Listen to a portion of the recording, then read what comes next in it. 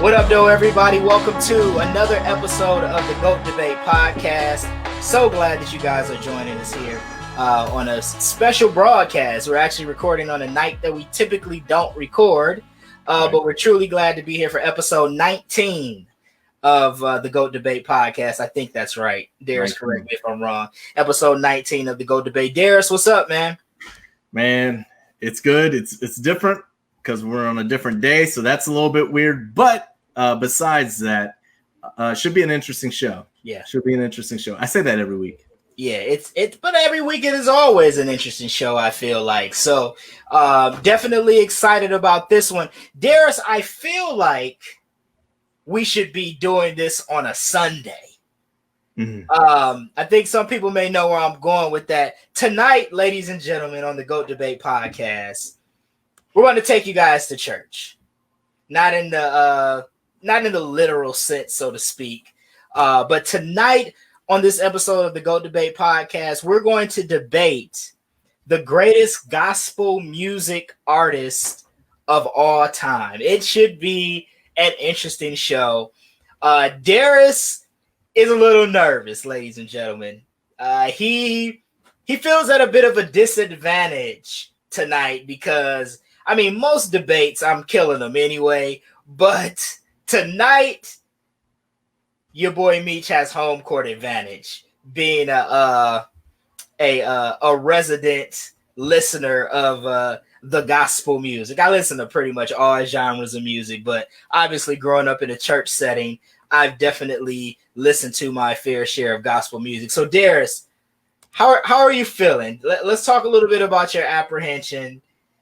What are you feeling as we go into this debate of the top gospel music artist of all time? It's true. This is not my area of expertise, right? Didn't grow up in church. Later in life, started attending a Pentecostal church. Interesting. Okay. I don't even know why that's interesting. That's not the topic for tonight. Okay. We might have to debate that on another edition of the GOAT Debate. But again, not a fair debate. but yeah. So So my knowledge I know of. We'll see. Thank God we have a poll to rely on here. Yeah.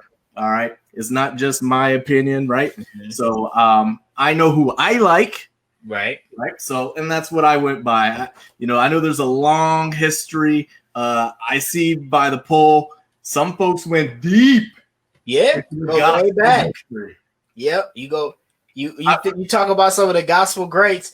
You can go way back and listen. Being a native of Detroit, there is a very rich history of gospel music in the city. Families of singers, just choir. I mean, there's a very rich history of gospel music just in this area. So even if you weren't necessarily entrenched in church culture, you knew who a lot of the we say local, but I mean they were national gospel artists. They just kind of lived here locally. You knew who these people were. I actually attended high school with some grandchildren and children of a very famous gospel family based out of Detroit. I won't mention their names yet because they might be ranked. So Darius alluded to our ranking. We poll throughout social media throughout the week leading up to the episode. We take a composite. This is for those that have never listened to our podcast before. We take a composite of our listeners that we call the tribe. We take their top 5. Darius comes up with the top 5. I come up with the top 5. And we make up a composite ranking that we debate and discuss on each episode. And then, of course, we discuss who we feel is the GOAT for said topic, which tonight, of course, again, gospel music artists. So let's get right into it, man. Let's not waste any time. As we do each and every episode, we like to start with what we call the first 2 out, aka honorable mentions. We actually had like 4, but I had to trim the list down. I'll talk about a couple maybe in the snub section of the podcast. But we had some late votes come in, so we had a bit of a change. But our first honorable mention, we're going to take it to North Carolina. This guy is originally from North Carolina, and I know him because my grandmother was a huge fan of his. She's from North Carolina, and of course, anybody that came from North Carolina was like her favorite. Michael Jordan, insert any other said North Carolina bred person, and it was one of her favorites. And this guy was no different. Our first honorable mention tonight is gospel. I would probably say legend. He's a pretty legendary gospel singer, John P. Key. John P. Key is a very, very famous, renowned gospel artist. He's also a pastor as well. Again, he's from Durham, North Carolina, which is actually where my grandmother grew up. She was born in Raleigh, but grew up in Durham, and was a huge fan of his. He made a lot of albums with his church choir, which was a New Life Community Church. So the New Life Community Choir, hit after hit. He has some great albums from his debut album, Yes Lord, to Level Next, the Legacy Project, Just Me This Time. I'm just trying to think of all the songs. My Mind Is Made Up, Creating Me a Clean Heart. I mean, he has a number of hits, and comes in as our first honorable mention tonight. Again, North Carolina legend John P. Key. You got anything on John, Darius?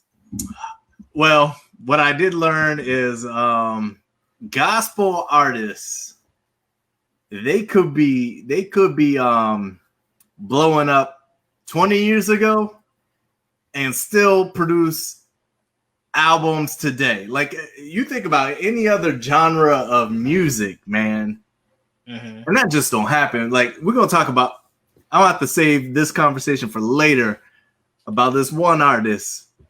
I just saw who he or she just put a track out with in 2020. Yeah. That amazes me. Now, I'm not familiar with this legend. Okay. You're not familiar with John P. Key? I'm not. Okay. I'm trying to go through my Rolodex of songs that he I went through and saw, and there was not one that I was like, oh yeah, that one. Right. Yeah. Yeah. So like I said, he's probably one of the artists where you probably have to be a little more kind of engulfed in church culture, but he's deep in there. Yeah, so he definitely is a popular guy. One of my favorite songs that he's done recently is with another artist that we may or may not be talking about later in the show. He has a duet feature on his album. The album is called Love Unstoppable. So if you guys are familiar with Love Unstoppable, you probably know what artist we're talking about. I think we might be talking about him later in the show, so I won't throw his name out just yet. But I listen, man, some Sunday mornings I pop on the Essential John P. Key and listen to it. He has an essential, you made it, man, where you got like the little essential album with kind of like the greatest hits on it. So he has that. Like I said, he's a really good singer. A lot of your gospel artists kind of dabble in both worlds between being a gospel artist and also like being a minister or a preacher or what have you. So he's one of those guys as well. So John P. Key, man, our first honorable mention tonight. Now our second honorable mention. There are going to be some people in the tribe who aren't happy about this one, Darius, because when you talk about this guy, again, you talked about how some people in our polling went way back, and this guy is now he's deceased, So he definitely or obviously is not making music today, but his music is timeless. One thing you can say about gospel artists, Darius, is that for a gospel artist, if you make a couple of songs that like blow up, you can ride that wave like your whole career. I mean, because there are gospel artists like today, who will perform today, and they might not be, say, as relevant or as popular as they once were. But when they go back to some of those old, like, classic songs that they made, those songs still carry over years and years later. So unlike your more traditional, like, say, hip hop artist or R&B artist that kind of has to ride the wave of the hit, like, within a certain window, a gospel artist can lose relevance. Let's say maybe not make good albums today, but their album from 10 years ago, they can still tour and perform at churches and perform places and still, garner crowds and do well with that music. So that's something that's different. Well, I think a lot of that is because, the church, choirs themselves, they don't necessarily always update the hymn book, right? Exactly. Right. So it's in that culture to sing old music for years. Right. True. Very true. And choirs will rearrange old songs, and then that will, continue the relevance of a song. So gospel artists kind of are unique I think in that regard. So this guy could very well should be in the top 5, and could make a case. He's an honorable mention. Some people are going to like this. He could make a case for being number 1, Darius. When you look at the accolades, first of all, listen, we have what do they call Michael Jackson? They call Michael Jackson the king of pop. Okay. Yes. They call Mary J. Blige the queen of R&B soul, right? Okay. This guy is known as the king of gospel music. That is his moniker. So when you have that moniker, you would think on a list of the best in that genre, he would make the top 5.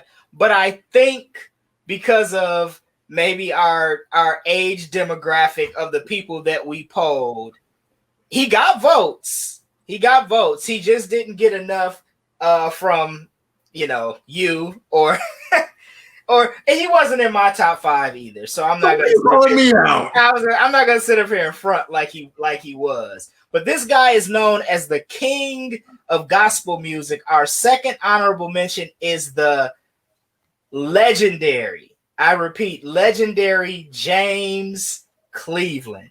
James Cleveland is a legend, Darius. You want to run down some of the stats? Well, what popped off the board to me was, as we talked about, the lifespan of a gospel artist. He had a Grammy in 1974 for Best Soul Gospel Performance.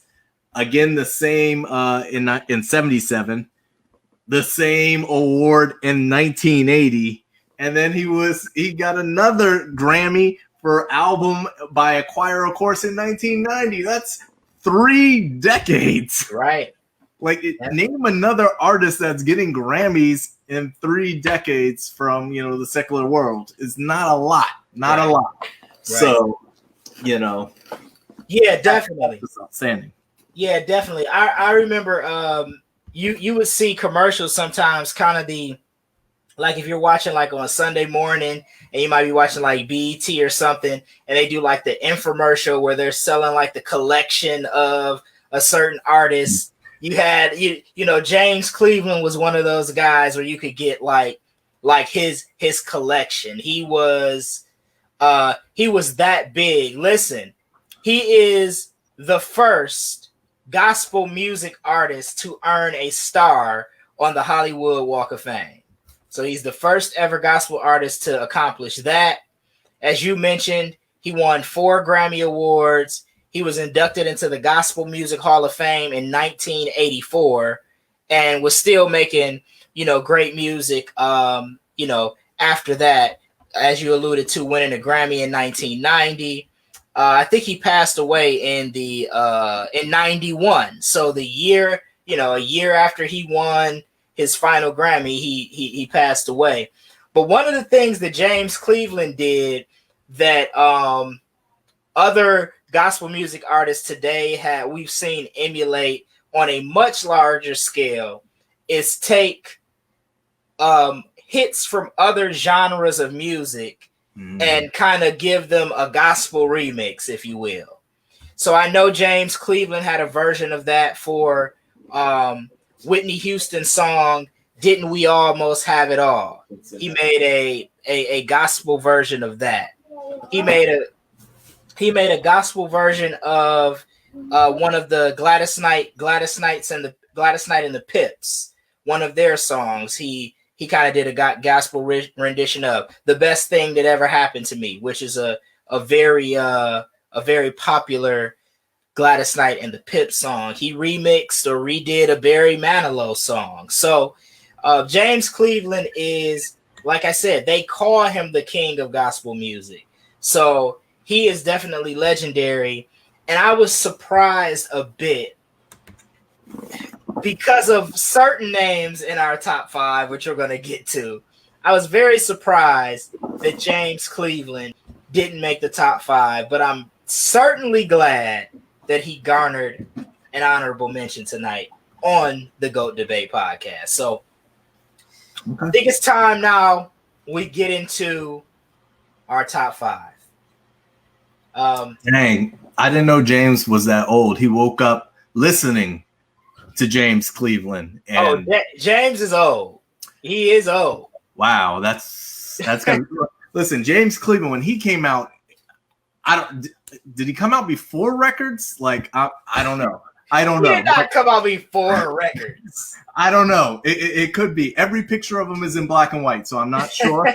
But it's remarkable that he came out so early and was still able to get on Wow, the gospel version of Wow. You know those Wow. Yeah, that Wow, gotta have gospel, all of those. Yeah. He was still on that. He was on records and he was on Wow. That's like, who does that? Yeah, I mean, he started recording music in the 50s, so you got to think his career spanned, 4 decades, 50s to the 90s. So that's very impressive with it itself. I think James is giving us some anger emojis because I refer to him as being old. I'm sure he'll get with me on that. His pictures are still in black and white. Yeah.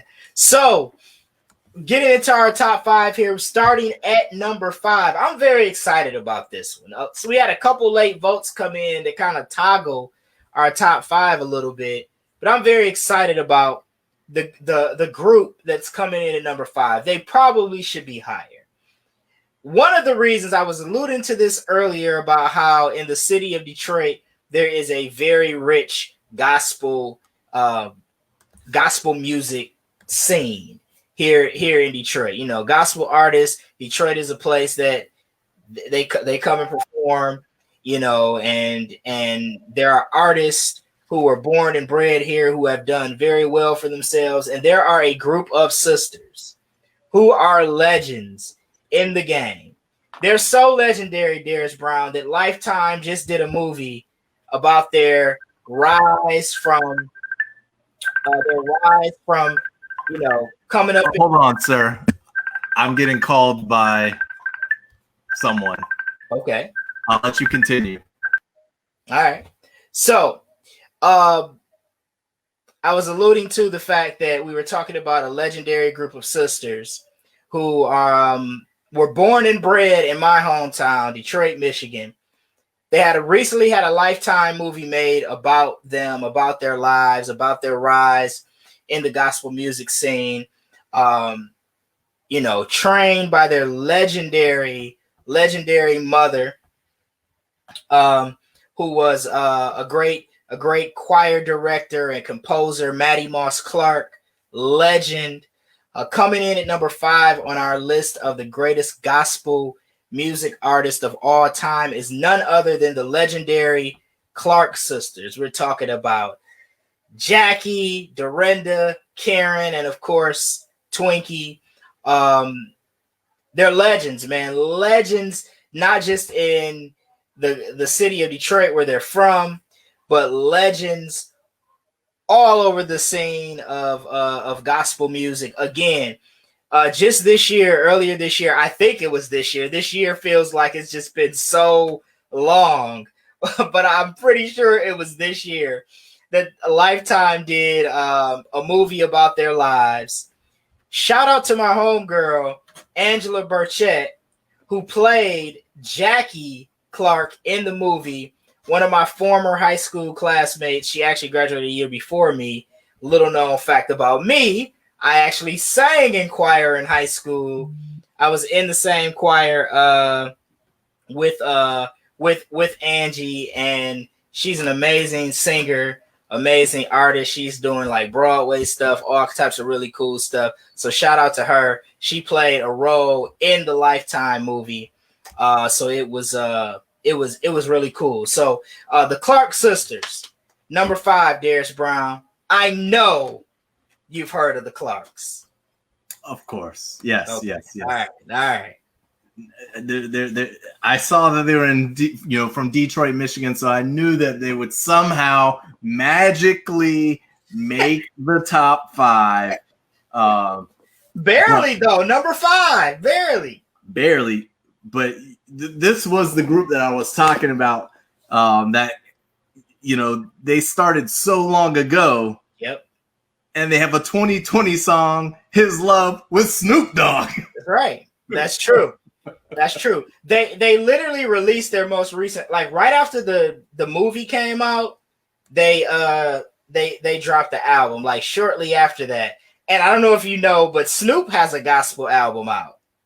Or he had it. He did the Bible of Love. He did this gospel album, and so I don't know if maybe during the recording of that, him and the Clarks did this song together. I don't know, but yeah. So we got the Clark sisters coming in at number 5. Absolute legends. 2-time Grammy Award winners, gospel hits all the way down from Is My Living in Vain to, Expect Your Miracle. And then, of course, You Brought the Sunshine, which is probably their biggest, commercially successful song. But, I mean, you're talking about. Now, what's very interesting in the Clarks being such a legendary group, they never had a number 1 gospel album. Their album that they just released in March of this year charted at number 2, which is, and I take that back. Let me backtrack. They have 2 live albums that debuted on the gospel charts at number 1. Is My Living in Vain? That was a live album they released in 1980. That hit number 1 on the gospel charts. And then Live One Last Time, which they did in 2007, also ended up charting at number 1. But those were live recordings. When you talk about studio albums, only The Return, which came out March of this year, charted as high as number 2. They have several other top 10, albums. But no doubt one of the most legendary gospel groups of all time, and even more legendary that they're from the city of Detroit. I'll just throw that out there. That is impressive. Also impressive is, I believe we have a guest on the line. I don't know. I can't see him. I hear him. I don't know if he's alive. I don't know if he's going to talk, or if he's just going to be like a Holy Ghost mythical creature that's just joining us here. But we were talking about gospel artists, and and I said, you know what, Stokes, I know a guy, right? Okay. I know this guy who may know a little bit about gospel music. And you asked me, I think you have the audacity, I'm calling you out right here, to ask me, are you sure that this guy would know anything about what we're talking about? You said something like that. And I said to myself, well, are you preaching now? Is that what you're doing? He is known as the Pope. He used to speak to his people as the congregation. But does he know anything about gospel music? That to me sounded like a crazy question. Wow. But I went ahead and reached out anyways, because this guy, some may know him as a former OVW heavyweight champion, a former star in WWE, Impact Wrestling, and NWA. You may also know him from Pope's Point of View. You can find it on all your major podcast platforms, Spreaker included. But I'm talking about none other than the Pope, Elijah Burke. Pope, are you here with us today? I am. How you doing, both young fellas, talking about the good traditional gospel, angelic, musical songs and artists of all time. I am here. How's everything going? It's going good, brother. It's going good. Good, man. Good. We were just talking about a group that's near and dear to my heart, the Clark Sisters. I'm a native Detroiter. The Clark Sisters are native Detroiters as well. Pope, did you happen to see the movie about their life, the Lifetime movie? Did you happen to see them? I'm a huge fan of the Clark Sisters. Obviously, I think Black America, and even beyond Black America, everybody knows about the Clark Sisters if they are in tune with gospel music. So yeah, I've seen it. I've heard all their stuff.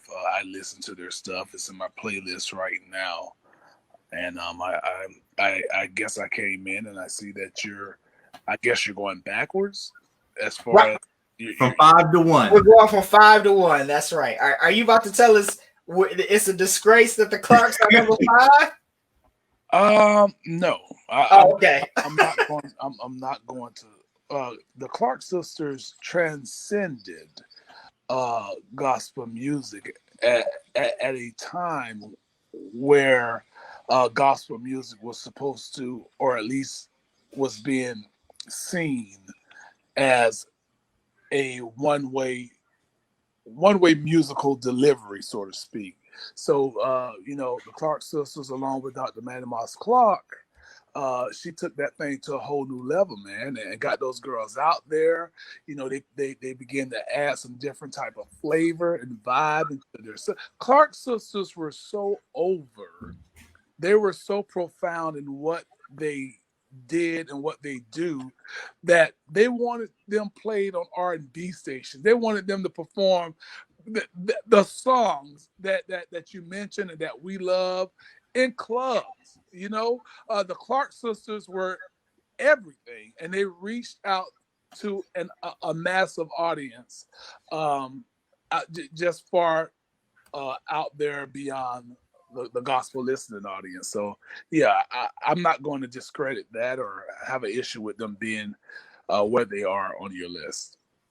Yeah, it's I was gonna say, if you did, Pope, it's Darius's fault, but yeah, because what we do is we poll via social media throughout the week leading up to the episode. We take the 5 best from the poll. Darius and I each come up with the top 5, and then we kind of take an average, a composite, and then we kind of have the vote that way. And then we have a couple honorable mentions. So tonight, our honorable mentions were James Cleveland and John P. Key. So those are our two honorable mentions tonight. Well, that's ridiculous. The fact that James Cleveland is in mention is ridiculous. Come on, Pope, talk about it. Let's go. Talk about it, Pope. That's I don't want to get ahead of myself. Okay. But there's no way you can do a top 5 gospel list and not have James Cleveland in the top 5. I said that 10 minutes before you came on, Pope. Yeah, I said the same thing. That is near blasphemous. That's horrible. That is ridiculous. I cannot believe that happened. Tell them about it, Pope. Yeah. So I'm gonna sit here and try to bear witness to where you guys go with this. As far as going up the list, I don't wanna jump out ahead of myself like I've said, but I certainly want to see where you guys are going. So you got the Clark sisters at number 5. Let's see what you got next. All right. So, and the point I made earlier, Pope, was I said they call Michael Jackson the king of pop. They call Mary J. Blige the queen of hip hop and R&B soul. Hold on. Wait. Stop right there. Uh-oh. They, who is they? They reference plural to many. So those people that listen to that stuff, that is they when it comes to Mary J. Blige. And right. This is no knock on her, okay? But the world refers to Michael Jackson as the king of pop. Correct. They refer to Mary J. Blige as the queen of hip hop soul. Okay. The world referred to Aretha Franklin as the queen of soul. Because that's right. Yeah. But all these other made up titles, now we got the prince of this and the princess of hip hop soul. Get the hell out of here. Right. You know? But the point I was going to make was that they call James Cleveland is called the king of gospel music. How could he not be in the top 5?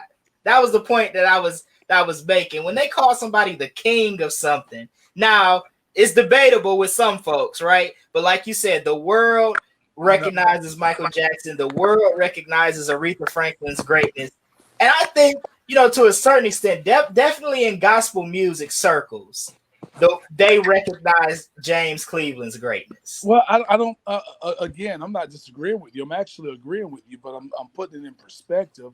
Yeah, Cleveland is not just recognized for his work and the king of gospel just by the gospel circles.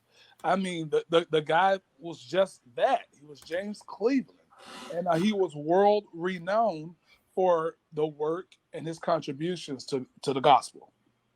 Definitely. That's not a they thing. When you talk about they, people who listen to this, they can leave and refer to us 3 as they said. Okay.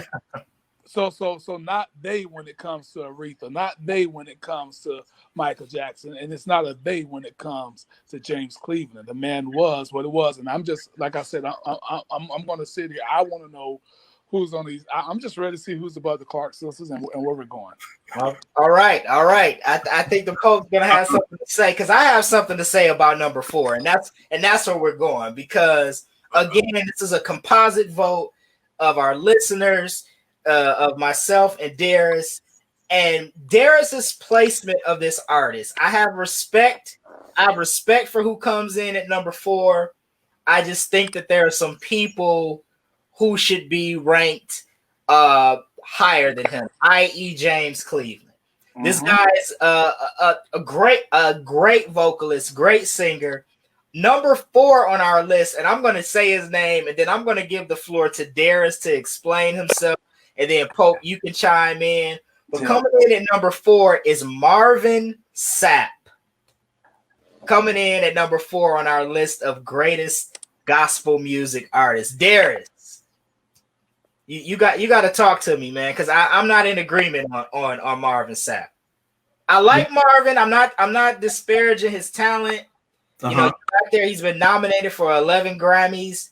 Never Would Have Made It is one of the greatest gospel songs ever. But go ahead, man. I'm going to give you the floor to talk about it. Well, yeah. I mean, you see the 11 Grammys there. The Best in Me, one of the all-time best, right? Mm-hmm. Right. But the fact that you when I posted this, and there was a lot of angry emojis next to his name, that has me questioning your soul, brother. That really had me questioning your soul. I don't know why you were throwing the hate at Marvin Sapp. Listen, I understand he never would have made it to this list if I didn't put him so high on mine. I get that. Was that a pun? But I see what you did there. Pun intended, right, Pope? Right? Never would have made it. Right. But Pope understands. I know he understands on, there was a time in my life when Marvin spoke to me directly. Okay. I wasn't alive when James Cleveland was popping. I didn't go back to the record player. My wife just got one the other day. She just got one the other day. It's sitting right here. It looks real nice. It's next to we've got Forever Michael, some Brandy. But we didn't get the James Cleveland yet, is what I'm saying. So all I could do is apologize, man. Pope, you saw where I was coming from, though, right? Not at all. Not at all. Not at all. The man said not at all. That is absolutely absurd. Absolutely absurd. If you're gonna take titles, and I say titles from a wrestling standpoint because the many debates about that.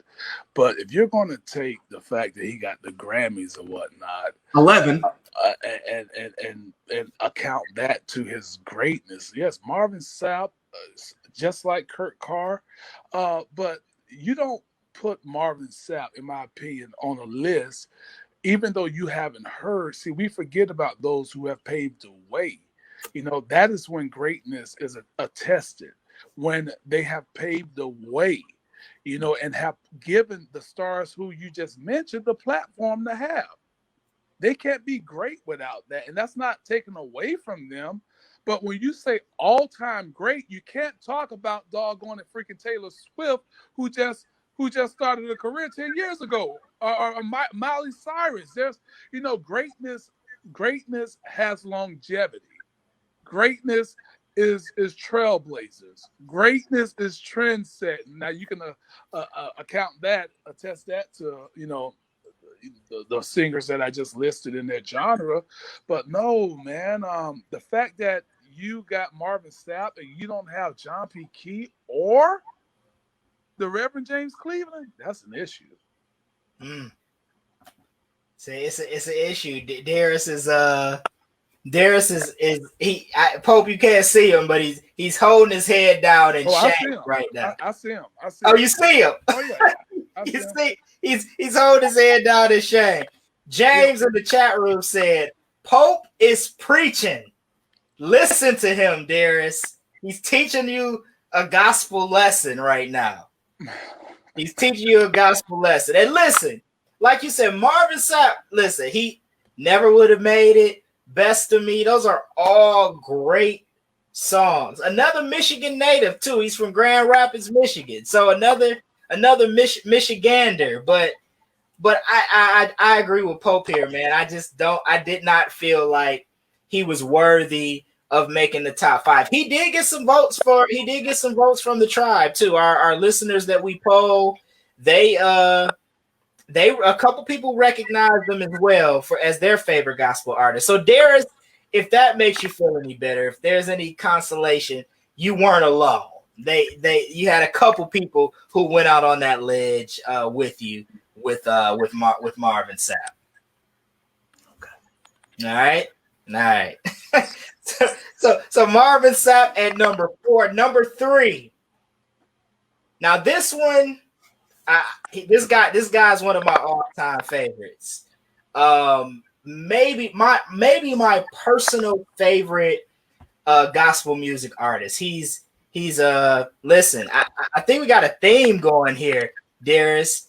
He's born in San Antonio, Texas, but spent many of his formative years and most of his life born and raised in Detroit. He originally started off in one of a very legendary gospel group known as Commissioned, and then he went on to have and still has a great solo career. We saw him recently actually do a versus battle. He had a versus battle against another artist who we may or may not be talking about a little bit later. But we're talking about Fred Hammond. Fred Hammond comes in at number 3 on our list of greatest gospel music artists. Placement here might be an issue for some. I personally feel like Pope, he's worthy. Give me your thoughts on Fred Hammond. Well, Fred Hammond is the man, okay? And certainly anything that Fred has done in the gospel industry has definitely had an impact. It's very impactful always. And Fred Hammond has that smoothness. Look, I personally I like all the picks, and I feel like I'm going to have a problem with every pick that you guys list. That's number one. You know, Daryl's got about 2 years on me or so, but in me saying that, I'm saying that to say that again, when you talk about an all-time list, you can't just go with your popular currents. You know, right. And those guys are still current. And I'm talking all time here because that's why you guys wanted me on here to discuss it. But you can't just go, look, Fred Hammond has done it all. He's to me, he's like that. I want to say he's like the Luther Vandross of gospel. Okay, I like that analogy. I like that. So he is he's and what he does, he's untouchable. His voice is that unique, and his song, his message. Right now in my playlist, one of the gospel songs that I keep in there from him is "No Weapon Formed Against You." Now that was an anthem. Definitely. I mean, to this day, you know, for me, that's an anthem. If you are a person of faith, you know that scripture, you know that saying, "No weapon formed against me will prosper." And when he came out with that song, you know, I have it in my playlist, and even to this day, although he say, I'm talking right here, 1998, it's like, you know, 1998, wow, you know, and that's how long it's been. But that song has stood the test of time. I have no problem with him being on the list. I'm a Fred Hammond guy, but all-time great guys. You know, I'll give my 1 through 5 once we get through this, because I got to put this in perspective. And we definitely want to hear it. Darius, what do you have to add on the great Fred Hammond? He's probably my personal favorite. Is this the appropriate time to mention that didn't he pull in Marvin Sapp to come into the Commission? Do we go back to that, Marvin Sapp and the Commission with Fred Hammond? He did. Yeah, he did. I don't know. That's all I had. Was I'm still trying to justify Marvin Sapp. Yeah. All right, so you're trying to justify it by saying, now we ain't never say he couldn't sing. Of course, Fred Hammond's got a group.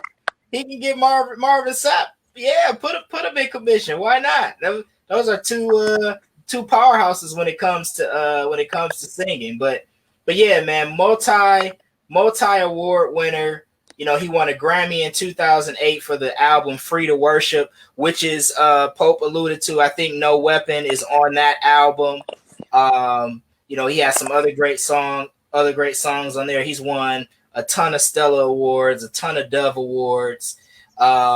He's been getting Grammy nominations since the 80s. You know, he got commissioned, got nominated for a Grammy back in 1989. So Fred Hammond's been on the scene for a minute, man. I know, you know, 85 it seems like it wasn't that long ago, but I mean, it was a while ago. So Fred Hammond is definitely one of the all-time greats, and in my opinion, worthy of recognition. We're going to get the Pope's list here pretty soon. I think this next person you will like. I know you like all the artists that we talked about, but I think this person, as far as being on an all-time great list. All right, let's. I don't think we can debate it. She's known as the first lady of gospel music. Yeah. She's known as the queen of gospel music. 12 Grammy Awards, numerous Dove and Stella Awards to her credit. One of the greatest gospel music artists of all time. Should be number one, in my opinion, but she comes in at number 2 tonight, and it is the illustrious Shirly Ceasar. Pope, I know there's no disputing this one, right? Shirly Ceasar is definitely top 5 all time. Absolutely. There's no debate on that. Actually, she's my number 2. Okay. Okay. All right. That's the one that you guys your people, your folk, your tribe, as you call them. You got that one right. You got okay. That one. And I'm with you that she can and probably should be number 1, but that depends on who your number 1 is, because there's only one that can go above her. In Pope's opinion. Okay. And I have that listed, and I'm going to see. But I was talking about Shirley earlier today. I was on the phone with a friend, and we were talking about heading to school when I would be on the school bus, and I would have my CD playing or my cassette player playing or whatever it was in my ears, and I'm listening to Shirley sing God's Got It All Under Control, and that song helped me, her ministry through music helped me through my high school years. And I would listen, every morning when I got on the bus, I would listen, to gospel. I didn't want to be involved in none of the other things that were going on. I just wanted to get my head right, get my mind right. And I needed some faith and to get me through what I was going through. And the change came. He did the work. God had it all in control. The rest is history. So I have no complaints there. I am with you guys. Shirley Ceasar is definitely one of the, if not all-time greats. Yeah, definitely. And I mean, like we ran down, 12 Grammy Awards. In 2017, she was honored with the Grammy Lifetime Achievement Award by the Recording Academy. She's in the Gospel Music Hall of Fame, of course. She has sold, according to SoundScan, since 1991, right, 2.2 million records, which for a gospel artist is a lot. Yeah, let me jump back in before I forget. Okay. Pope's been slammed on the mat for 17 years. I did boxing before that, so I'm likely to forget my thought. Had my share of concussions, but nonetheless, when you talk about Shirley, man, I don't care necessarily about the sound scans. I don't care necessarily about what she's sold and all that. What is special about Pastor Shirley Ceasar is the authenticity. Yeah. She's authentic and she's real. She's uncompromised.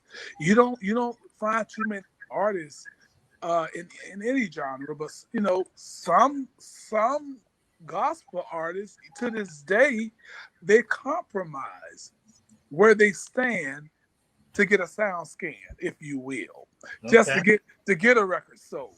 I was so proud of Ty Tribute. He did a release on the Instagram IG where he had just had it. They were trying to get him to switch up something that he was led to write to make it more appealing to the broader audiences. And he's like, no, this is the God, this is what God gave me. This is the where it should be. That's what I mean. Compromise. Shirley is that's what I call it. Shirley uncompromised. That uncompromised, and even after all the years that she's done this, she's still relevant. Everybody knows who Shirley Ceasar is. If they didn't know, they certainly know due to social media and green beans, tomato, ham, all that stuff. You name it. So everybody knows her now. And I remember watching a commercial that started airing last year. And I think they've since pulled it, but you can go to YouTube if you're listening to this and type in, I believe it was Budweiser. And if it's not Budweiser, Miller Lite, one of them, beer commercial. Okay. And they have Shirley, I Feel Good in the background, and Shirley Ceasar. And she didn't write the song, she said. I remember looking up, like, why are they using a gospel song to push an alcoholic product? But it wasn't necessarily about it being a gospel song. It was about the song resonating with the people who hear it. And it was like, yes, I feel good. Yes. So Shirley Ceasar, there's uncompromised. That woman right there is a living legend, and the rest is history. Speaks for let me ask you this, Pope. Pinging into that same vein. So in 1977, she signed with a secular recording studio. Record label.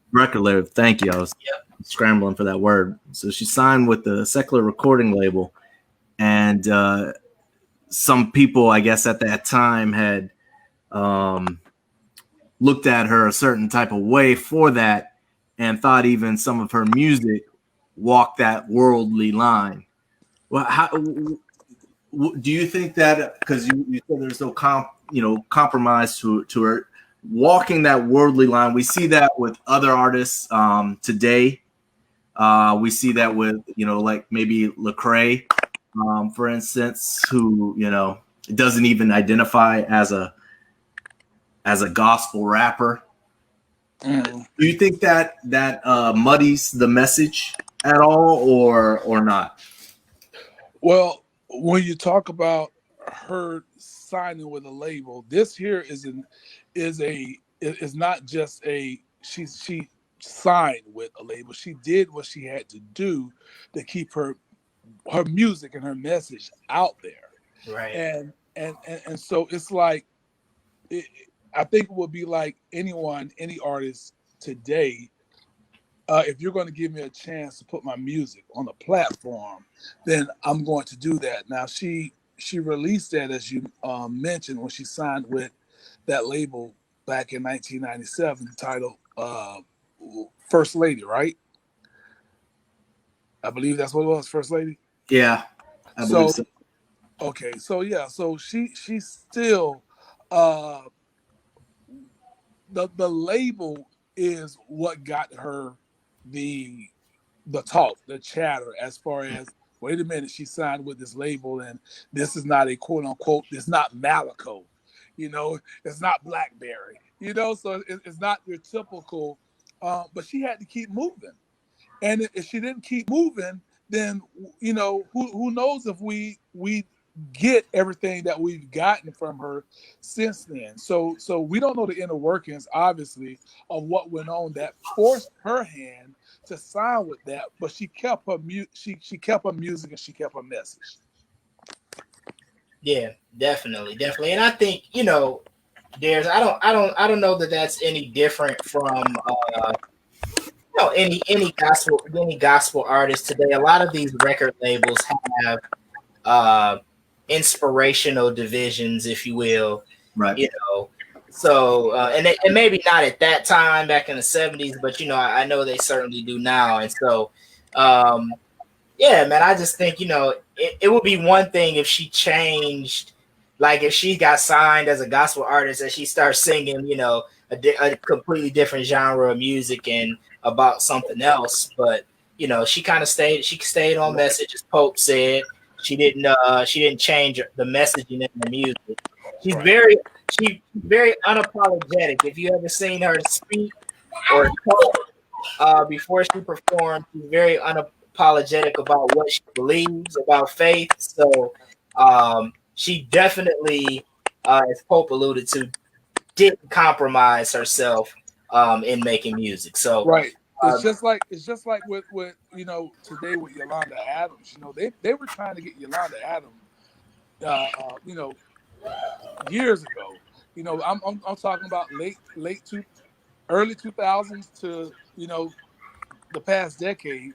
They right, tried so hard to get Yolanda to go over into the secular realm right. because the girl got lungs. She is just, wait, I think she's the princess of gospel now or something like that. I don't know. Yeah, But she's a great singer. yeah, I mean, she's more than great.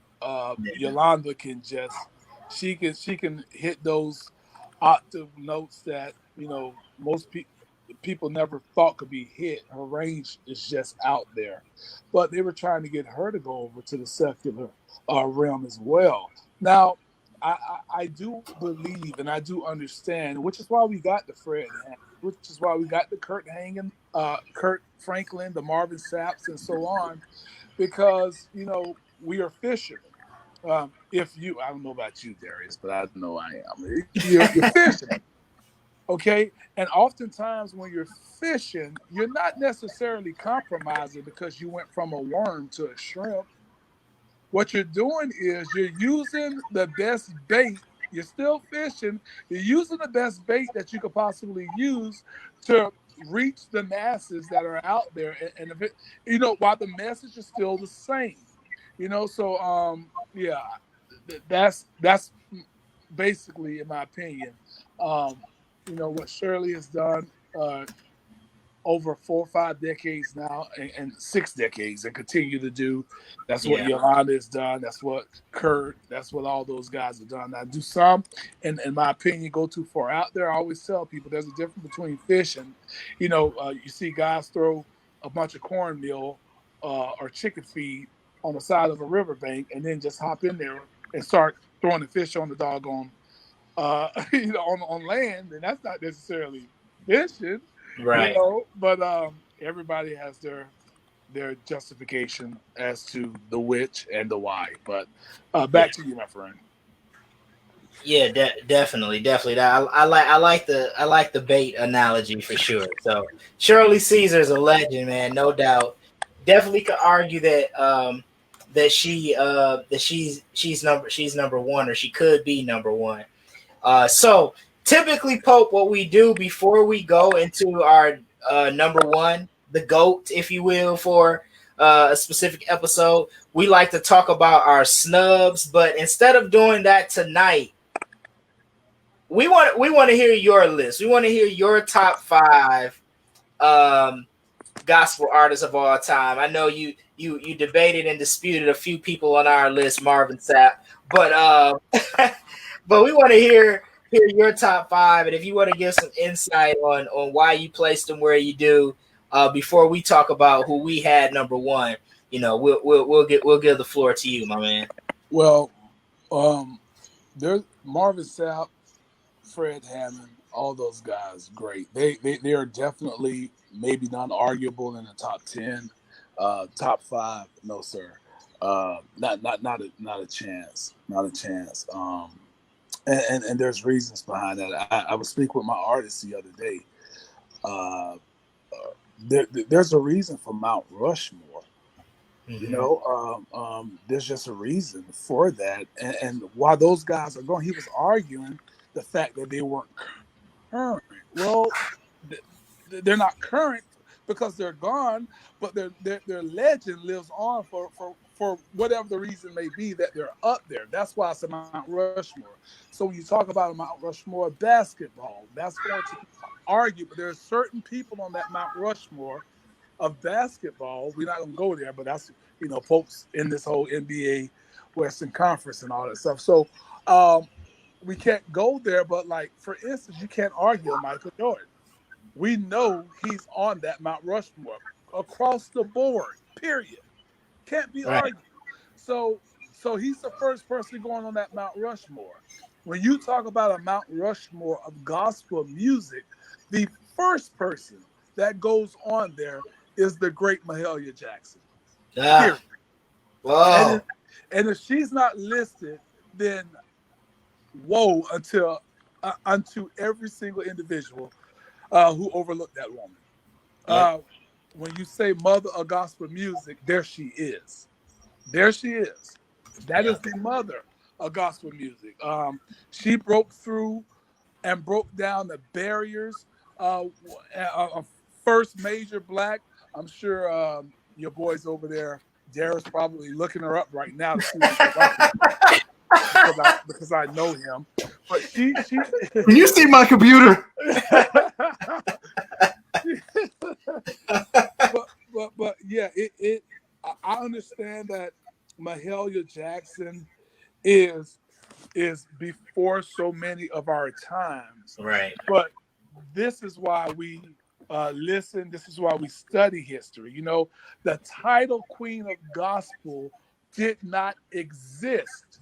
There was no need for that title because there was no Mahalia Jackson. There were no their gospel wasn't out there like that. But thanks be unto Mahalia, the Queen of Gospel moniker came to be. You know, when you talk about albums, she had recorded over 30-something albums. Yeah. She was with the same record label that still exists today and put out so many records for iconic individuals. You know, Columbia Records. So it's and then she had that voice. Her voice is so many people stepping away from gospel for a second, but so many people sound alike. So many people sound alike. You know, I can't tell Rihanna from Beyonce at times and any other person. So, but when you hear Mahalia, you know it's Mahalia. When you hear Shirly Ceasar, you know it's Shirley. You know, and that's their greatness. That's you know, that's what they have done and contributed to the world of gospel. So I just wanted to put that out there. She would definitely be my top pick. Okay. On this. And my number 2 would be Shirly Ceasar. Okay. And we've already covered her. Number 3, Pope would have to go with the brother, James Cleveland, to overlook him and his contributions is ridiculous. As I said before, I can't believe I was even invited on a top 5 show, and you didn't have, you know, you didn't have doggone it, James Cleveland on it. That's crazy. Number 4, again, one queen drops, another queen raises. Albertina Walker and the Caravans. Wow. Oh, you took it back. How do we can't honor the present without honoring the past? Wow. You know, Albertina Walker and the Caravans. Now when you talk about the contributions, name me one gospel artist who have given to gospel more gospel art. One person who's given the gospel more gospel artists that went on to become legendary than that woman, Albertina Walker. Albertina Walker gave us James Cleveland. Albertina Walker gave us Shirly Ceasar. Albertina Walker gave us Dorothy Norwoods. Albertina Walker gave us Inez Andrews. And I could go on. Because she that's what she did. She would put people out. She may help make them, for lack of better terms. And so I can't believe we didn't put the Queen of Gospel out there in Albertina Walker. I can't believe that. You know, and for those of you who are younger listeners, the caravans consisted of Albertina, Shirley Caesar, Dorothy Norwoods, Inez Andrews, and all of those people that I listed. They were stars in their own right. Certainly, will go on to make great music and win several awards and whatnot. Number five. I'm going back to the brothers. Number 5. Who left out Sam Cooke? Wow, Sam Cooke, huh? And, I mean, why is there no talk about this? Huh. You know? So Sam Cooke, you got to go with Sam Cooke. And again, that's not my time, but I know my history. And I know what these guys and women have done. I know what they've contributed to the world of gospel. Some of these guys that I've named are artists I've named in the Mahelias and Albertina and Sam Cooke. People today may not necessarily know them, but those who know LeBron James today, how can you appreciate the game of basketball and LeBron James without appreciating Michael Jordan, Magic Johnson, Larry Bird, Wilt Chamberlain, Dr. J, Kareem Abdul-Jabbar? You have to pay homage and pay respect to put these people in their rightful spot. And certainly Sam Cooke. I mean, he crossed he broke down every genre. They were playing Sam Cooke on rock stations. Well, not necessarily rock, but pop, Right. And so Sam Cooke was the man. He was the man. And you can throw Sam Cooke on right now and you'll still sit there and enjoy it. There's a song called Wonderful. How wonderful God is. So wonderful. And oh my gosh, to listen to that seamless Sam Cooke to gospel was the Marvin Gaye to R&B. Wow. Okay. So with Sam Cooke too, because Sam Cooke, I know he made gospel music, but he made kind of, like pop songs too. Yeah, right? He did. I don't want to say pop, but like soul music. I don't want to say pop. But he made soul music as well. So he kind of jumped in, he was kind of in multiple genres. But so I didn't even think of, I'll be honest with you, Pope, I didn't think of, Sam Cooke. I had a discussion earlier today with one of our faithful listeners, James, and we talked about Mahalia Jackson and the thing that we were discussing, right? Because obviously Mahalia Jackson is extremely accomplished. A lot of, gospel music wouldn't be nearly what it is without her contribution to it. And so the debate and the discussion came into what you were talking about, just a lot of people not knowing who she is because they're younger.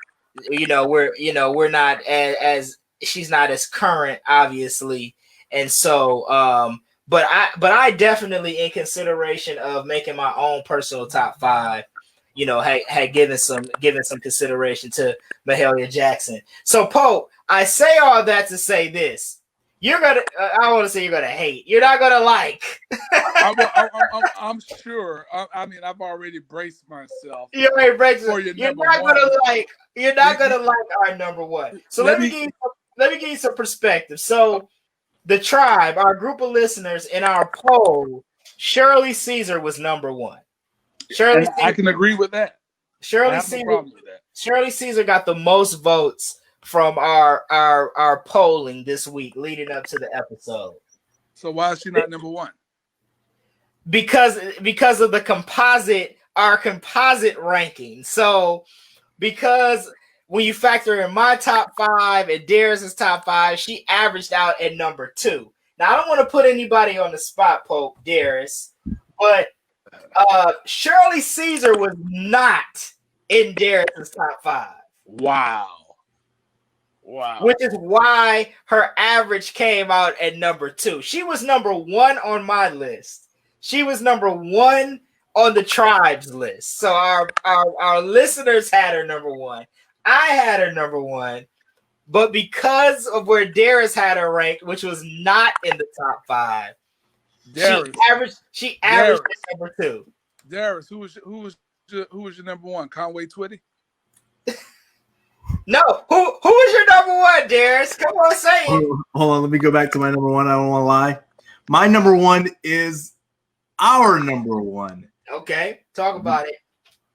This man is a singer. He's a producer. He is a collector of talent. You mentioned one of your criterias of how great some of the artists you named was all the talent that came up under it. Well, this guy had a lot of talent too. Kirk Franklin, 16 Grammys, 1992 to present. What? Kirk, not a chance, and that's very disappointing. Oh, Pope doesn't like it. That's smile, Pope. That's very disappointing to even hear, and I figured you were going there, but that's ridiculous. And for you to even talk about talent, well, off the top of your head, what talent came under Kirk? Well, exactly, because I don't. You got the Mans, you got Tamala Man, you got David Man, you got Isaac Curry. So you got some guys that Kirk developed. Okay. Now I definitely don't think he's number one. Kirk was going to be an honorable mention for me. Oh, for you, okay, yeah. All right, okay. Same ballpark. Number one honorable mention. He was going to be an honorable mention. I think present day, it doesn't get any bigger. It doesn't get any bigger than Kirk Franklin. Okay. Present day, Shirly Ceasar is bigger, in my opinion. Okay. In the gospel world, you have the opportunity to book the mother of gospel music, as some call her, or the queen of gospel, as some call it today. You have your choice, and we're talking about, and see, this is lost. This is lost. I'm going to go in the woods for a second, but I'm going to stay on point. When we talk about the purpose of this gospel music, yep, and what you guys have set up here to debate on top fives, well, what is the purpose behind the music? You know, the music itself is, when we talk about gospel music, is a ministry. You know, yep. So if you're going off, I love Kirk Franklin. I got a picture of Kirk Franklin, me and him together right now on my phone. But let me ask the both of you. You can just shake your head, yes or no, or say yes or no. If you're driving off of a cliff, if you're driving off of a cliff, or you're going down in a plane, whatever, mm-hmm, and you got the option to have one person in your ear, who you want? You want to hear Stump? You see what I'm saying? Is that going to comfort you in your time of crisis? I hear you. But Kirk got some comforting songs, Pope. Kirk does have comforting songs. I got Kirk in my playlist. I got Smile in my playlist. But again, this stuff is for the main, more garnered or focus on the mainstream audience. Right. It's so that it can get play on gospel. It's so that it can get play on the R&B station as well. Yeah. If the R&B stations are playing it, guess what? Something's wrong with it. You think so? Absolutely. You know why? Because they're not going to play anything gospel on an R&B station that's going to upset the listeners. Okay. You know, now, I'm not talking about like Ricky Smiley when he opened up in the morning. Because everybody who listens to Ricky knows where he stands. Right. So they know that. That's within his own show. And right. This show is, and that's kind of in his DNA. We kind of know Ricky Smiley is very rich church history. Yeah, for sure. Right. So anytime you're in a place where R&B, the world is too touchy now. I talked about this on my podcast, Folks' Point of View. Everybody have opinions. You step outside or offend anybody, they're on Twitter. They're forcing you to take something down, forcing you to issue an apology. I went to pick up my brother one day from outside of a club. You know, these people were in the club, and all of a sudden, one of Kirk Franklin's hits came on in the club. You know what happened? Yeah, what happened? Everybody dispersed. It was time to go get a drink. You know, it's not something that you're going to do. And for me, it's disrespectful as well to the message, to the music, the genre of gospel. I don't know if that was just in the guy's thing or whatnot. It just accidentally came on, but everybody they stopped. They felt weird. When you're in the midst of sin and going back to the purpose of gospel music, when you're in your mess, not just sin, I don't want to start preaching here, but when you're in your mess, can you imagine, again, going back to the going off of the cliff analogy, smile is good, stuff is good. Kirk got some stuff, but when Kirk stuff is playing, I'm jamming to it. My feet, that is my alternative, right? Listening to R&B, because this is so much like R&B, and it got an R&B beat, it got an R&B vibe, but it got some good lyrics, you know. But sometimes people say you don't focus on the beat, you focus on the message. Well, sometimes the beat overshadows the message. Okay, I can respect that point of view.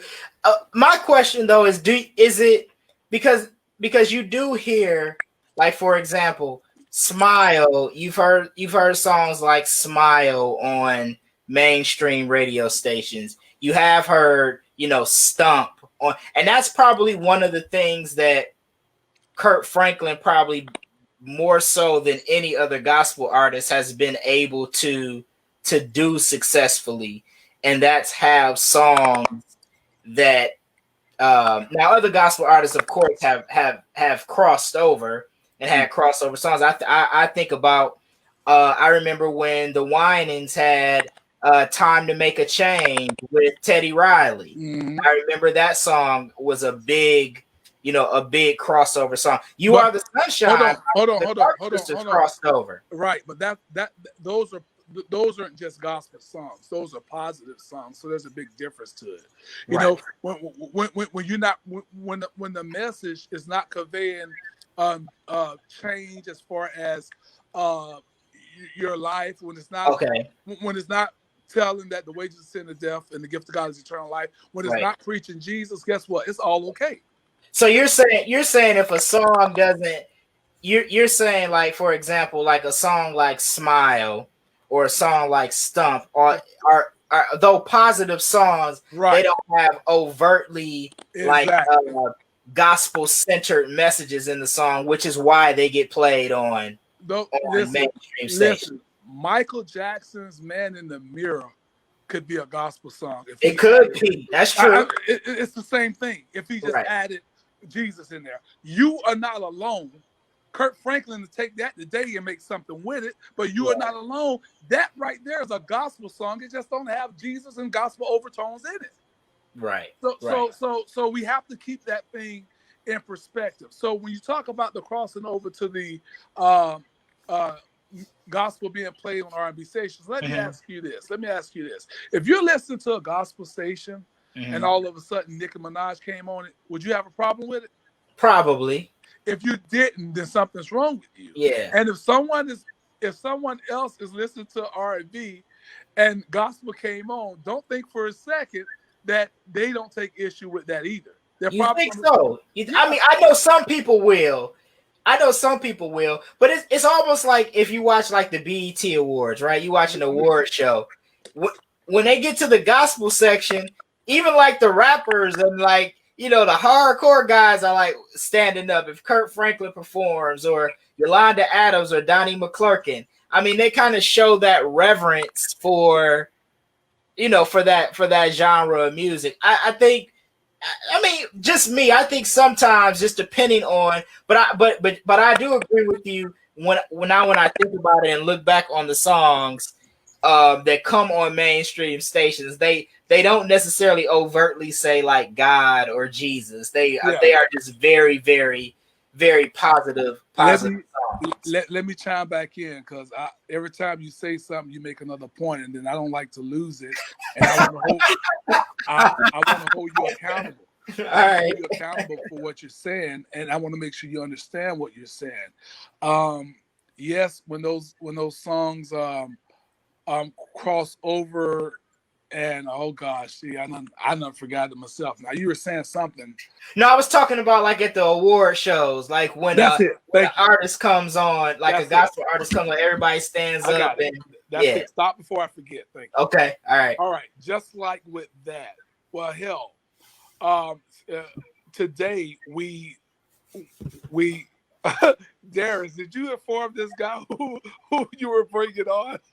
No, listen, man. Okay, so this is called the GOAT debate. Yeah, that's what it's all about. Yeah, we never debate. We just come to the table and we reason together with one another. So that's what we're doing. All right? That's too long for the billboards, buddy. So when you talk about them standing up in attention, or they look at that point, honoring the gospel when they're singing and they're nodding. Well, at that point, we're all on the same level. Right. We're all here. Just Albertina Walker Shirly Ceasar that was on the Gospel Awards. Right. Yeah. On the award shows, or whatever. But yeah, they're going to stand up. Whitney Houston went and made her last appearance at the Stellar Awards. I believe that was a celebration of gospel. Yeah. So my point of saying that is this: even though we fight one another, kill one another, steal from one another. I'm talking black folks specifically right now. Even though all that happened, we all march together, don't we? Yeah, we do. Okay. So they're all there for one purpose. So they got to do their part. Red light comes on you. Yeah, you're gonna be about. And a lot of those guys that are that you see when they're showing the Migos who were blown away. One I know was blown away by the singer Yolanda Adams, but a lot of the folk are raised, and have a gospel background, so they never really leave that. But I'll just stay back with what I said. If are you married, my friend? I am. Okay. I am. Yeah. Well, I used to make a joke that I was gonna, when I consummate upon my marriage and everything, I was going to have Victory Is Mine playing in the background by Dorothy Norwood. That's a very interesting selection there, Paul. Right. Oh, now, why is that an interesting selection? I mean, because it's not necessarily a song that you would think that you would play when you were consummating a relationship. Exactly. Right. Exactly. So my point of saying that about the gospel being played on the R&B, even if it's a stump, can you imagine whatever your station is, but for us it's V101 something, and you're listening to the radio and you got this, you're listening to Keith Sweat After Dark, and all of a sudden Smile comes on, and I'm in here trying to consummate and get my groove on. Yeah, I hear you. So certain things don't belong. Yeah. I mean, don't let me go to the 10 versions with the candles and all that stuff. Come on, man. I hear you, bro. I'm with you. I hear you. I'm real about mine, dog. I'm real about this thing. I see. It's a good discussion for sure. Darius, were you about to say something? No, I just think that I get your point of the message, but I think it's equally important to not to how do I say this? Not to tarnish the message, but make that message relatable, right? And that's what Kirk and some of these newer artists are doing. Because like myself, I didn't grow up in the church, right? I started going much later in life, and it was so much easier for me to relate to a Kirk Franklin song versus, some of the, as you said, the legend Shirley and whatnot. So they have their place. Yeah. It's just a different avenue that they're driving. They're still fishing. They're still bringing people in. And then maybe eventually they'll get, people like myself will get to Shirley's, right? James Cleveland's. Right. So you're saying Kirk gets you into the door. That's right. And then once you get in the door, you explore some of the other things that are in the room. Possibly. Yeah, you talk to Pope and like, you remember this guy? He was out in 1950. You need to dust off your record player, friend, and put this on. Well, It'll really Pope, I mean, Pope himself ain't listening to stuff from 1950. I'm just saying, we were dealing with an all-time great list here. We're talking about the greats, so that's you're right. Different. Yeah. But go ahead, continue. He just showing respect. I get it. I get that perspective. I think everybody when they come up with their top 5 and their list for greats all time greats, they always have some type of criteria. And I respect we have to honor those who've come before, the current greats. Hey, can I give you an example, Meech? Yeah. Just one more example. We were doing a diva search with the WWE, right? Okay. Or even on the WWE Tough Enough that they were doing. Right. Here you got Stone Cold Steve Austin, and he goes up to this contestant and asks what their favorite, all-time great match is. Okay. You remember that, Darius?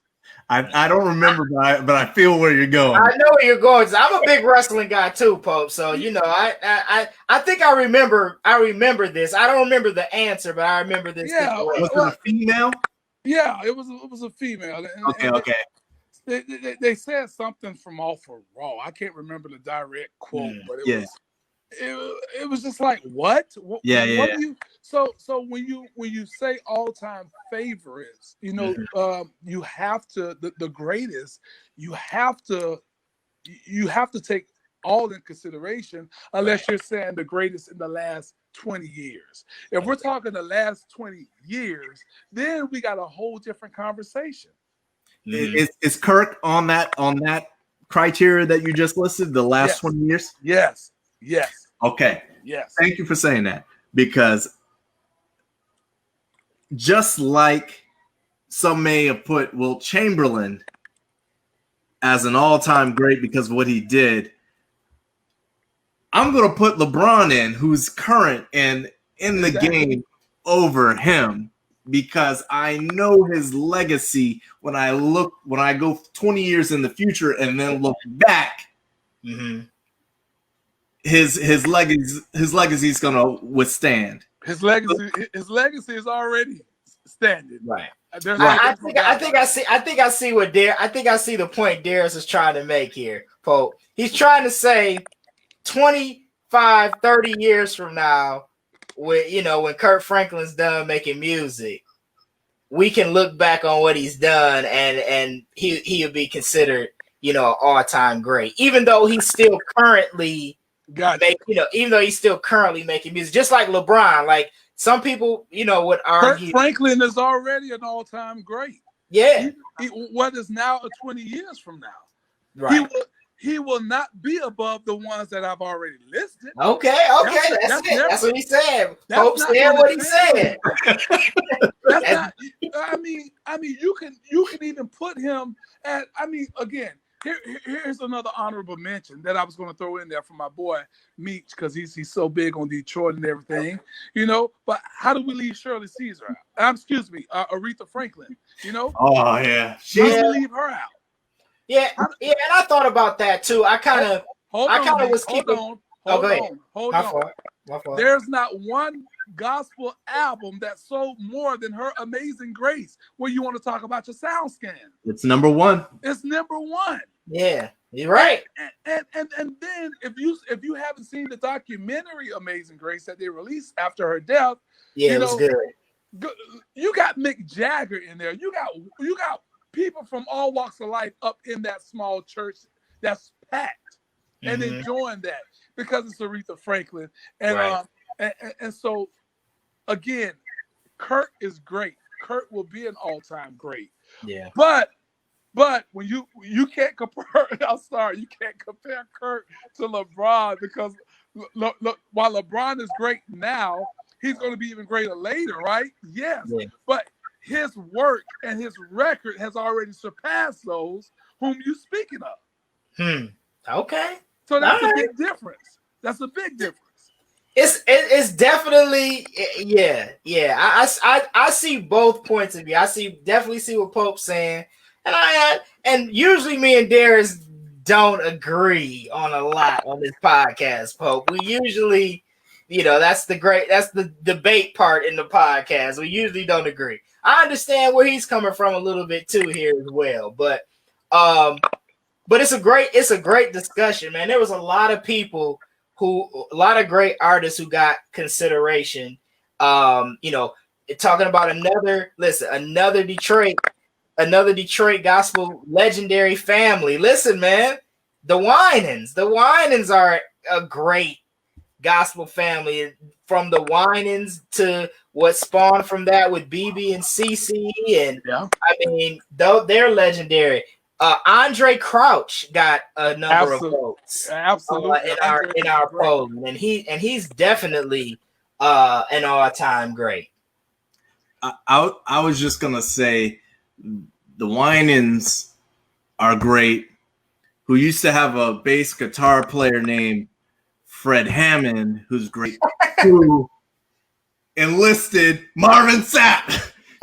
You still on this Marvin Sapp, man? You can Marvin. Pope, Darius is gonna try to sell Marvin Sapp. Darius does this every episode, Pope. There's some obscure person that he puts in the ranking, and then he tries to sell us on why they should be in the ranking when nobody else voted for him. He does it every week. I'm not mad at him, man. There's like I said, there's so many. Yeah. Walter Hawkins was another one that got some recognition. Well, some like these. Gosh, like how did I forget Walter Hawkins? How did I forget? That'd be an argument between him and Sam Cooke. To be honest with you, I would have put him in there because when you just kind of 25 spots. Yeah, man. But yeah, it's a lot. It's some great, man. It's been a lot of great musicians who contributed to gospel music. And obviously, like you said, you got from the legends like the James Cleveland and the Shirley Ceasars to the present day, your Kirk Franklin, your Yolanda Adams, Mary. I mean, you can go on and on. Can I say this, Meech? Can I say this? Can I say this? And I think I'm gonna be done. Okay. The top three will never change. Okay. Mahalia, Shirley, and James gotta be there. Period. Got to be in there. Period. Okay. I'll give slack on the other two, and let that be argumentative. But the top three, you can't argue that. Okay. All right. Well, Pope has spoken. So, great discussion tonight, man. It's been a great. Darius was a little nervous about jumping into the gospel realm, but it's been a great discussion. Pope, the name is fitting. Your gospel knowledge is Pope-like. It's impeccable. You got a great knowledge of history of the genre, and we certainly thank you so much for joining us tonight. It's definitely been a fun discussion. No problem. Thank you guys for having me. I'm glad that I could join and come to the table and reason and discuss these great artists who have contributed to a positive impact on our lives. I'm going to pray that impact continues for the both of you, specifically for Darius, so that his knowledge of this music goes far above and beyond just that of a computer, and that the knowledge becomes intertwined in his brain, so that way he can pass it on to his kids as well. So thank you guys for having me. Yeah, definitely. Before we let you go, Pope, tell the people a little bit about your podcast and where they can find it and everything. Hey guys, you can find Pope on Twitter and Instagram at The Black Pope. That's DA Black Pope. You can also find me on Facebook, Elijah Burke. As well, you can listen to me every week on the Pope's Point of View podcast, which is wherever your podcasts platform, whatever that choosing may be. I am there. And you can also catch up on some of my special drops on YouTube at Pope TV, the number 4 and the letter U. Again, that's Pope TV, the number 4 and the letter U. And I got some special stuff over there for you to check out as well. Definitely. I got 2 things for you, Pope, before I let you go. And I can't wait. One, I'm already gonna bug you down the road to get you back for our MJ's greatest songs discussion debate. You already know, no bug needed there.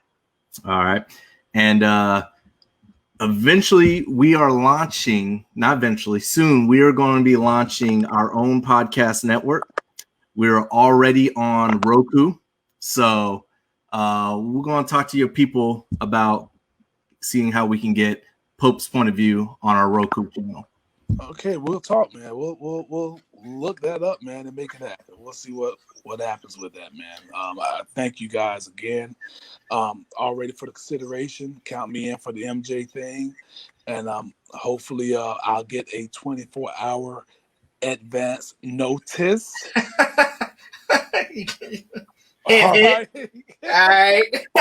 Hey, man, it was nice meeting you, Meech. It was great talking to you guys. And Darius, you're my boy. We'll catch up soon, man. And I look forward to doing this again. Y'all have a good one, okay? All right, Paul. Thanks so much for coming on, man. No problem. There it is. All right, man. Pope joined us. He came in the clutch. We were a little nervous, Darius. I was nervous. I don't know. Where's Pope? But he's never let me down before. If he says he's going to be there, he's there. Yeah. But I was nervous. But he just said I needed to give him more notice. So I'll take the hit for that. All right. And for the MJ, we'll make sure we'll have 24, 48, 72 hour notice on each. 96 hours. Give him 96. I couldn't go any further. That's all my math could do, brother. That's all my math could do. Yeah, but definitely a great discussion tonight. We debated, of course, the greatest gospel music artist of all time. Pope hated our list pretty much overall. He hated that. Except for Shirly Ceasar. That was the only person that he agreed with. But just to recap, we had our top 5: John P. Key at 5, Marvin Sapp at 4, Fred Hammond at 3, Shirley Caesar at 2, Kirk Franklin number 1. With the Clark sisters were number 5. I apologize. John P. Key and James Cleveland were our honorable mentions. So shout out to Detroit, of course. Shout out to Michigan, well represented in that top 5. The Clark sisters, Marvin Sapp, although I didn't agree with him being in the top 5, he's from Grand Rapids, which is like 3 hours outside of Detroit. And of course, you should have had my back more on that one. I'm sorry, man. Fred Hammond is a native Detroiter as well. So, but yeah, man. So shout out to everybody who made the list. Shout out to the Pope. Shout out to you guys for listening to this. Be sure to check out our social media. Follow us at GOAT_debate on Facebook. I'm sorry, on Instagram and Twitter. The GOAT Debate Podcast on Facebook. As Darius alluded to, we have some other things coming down the pike with Social podcast network that's going to be really cool for those of you out there that podcast. Be on the lookout for that. Darius, any last words before we sign off for the night? Oh man, very fun episode. Make sure you check out once again on Instagram the Black Pope, DABLACK POPE, and he also has the Love Alive charity, which we didn't get into, and I have personally gone and participated. It's where every year he feeds the homeless in Jacksonville, Florida. He not just feeds them, he gives them Burger King burgers and gives the kids school supplies, gives out blankets and some clothes. All kinds of things. And, I've been in there and on the trenches and handed out those things. So just $1 can help. So I encourage everyone listening to, if you have even $1, he will greatly appreciate it. That's the Love Alive charity. and it is registered, so you can get a receipt for it and everything. But go ahead and check them out on Instagram. You can get to his link. Yeah, definitely. All right. Well, thanks so much, guys, for listening to this episode 19 of the GOAT Debate podcast. Until next time, stay healthy, stay safe. We'll catch you guys next time. Peace. Peace.